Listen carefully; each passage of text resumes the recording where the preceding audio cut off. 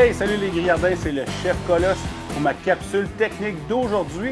On va voir comment apporter un goût de fumée à nos aliments sans avoir de fumoir.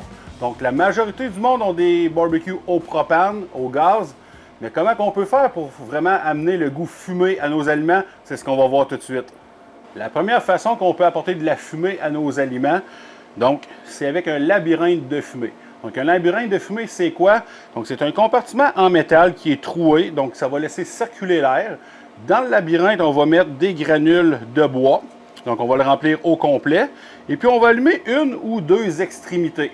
Donc, on les allume à l'aide d'un chalumeau, à l'aide d'un briquet, peu importe. On va laisser brûler les premières granules. Après ça, on va simplement souffler dessus pour les éteindre.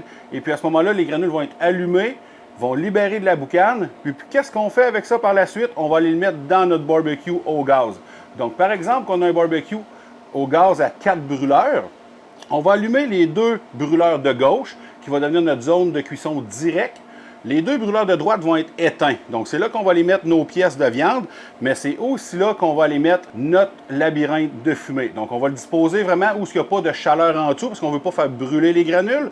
Donc, on le dispose à droite, à côté de nos aliments. La boucane va être libérée, va rentrer en contact avec nos aliments. Donc, au final, on va avoir cuit sur un barbecue au propane, mais on va avoir un goût de fumée. Ça va être génial au souper. Deuxième méthode, les grillardins, qu'on peut apporter un goût de fumée à nos aliments, c'est à l'aide de la fumée liquide. La fumée liquide, ça le dit, c'est vraiment une eau qui est à saveur de fumée. Qu'est-ce qu'on fait avec cette eau-là? Qu'est-ce qu'on fait avec ce goût de fumée-là? Donc, on peut, allez pas mettre ça directement sur les aliments, c'est vraiment trop concentré, c'est trop fort. Qu'est-ce qu'on fait? On va le mélanger avec des sauces. Donc, exemple, vous faites une sauce barbecue ou vous faites une sauce au poivre, vous faites une sauce aux champignons. Vous allez mettre quelques gouttes dans votre sauce que vous allez mélanger. Donc, le goût de fumée va être à votre sauce. Puis, par la suite, la sauce, bien, vous allez le mettre sur votre aliment. Donc, si vous mettez, par exemple, la sauce fumée sur votre steak, bien évidemment, votre steak va goûter un petit peu le fumé comme s'il avait été sur un fumoir. Donc, très, très facile de se procurer à l'épicerie. C'est très peu dispendieux. Et puis, vraiment, tout ce qui est sauce peut être agrémenté d'un petit goût de fumée très facilement.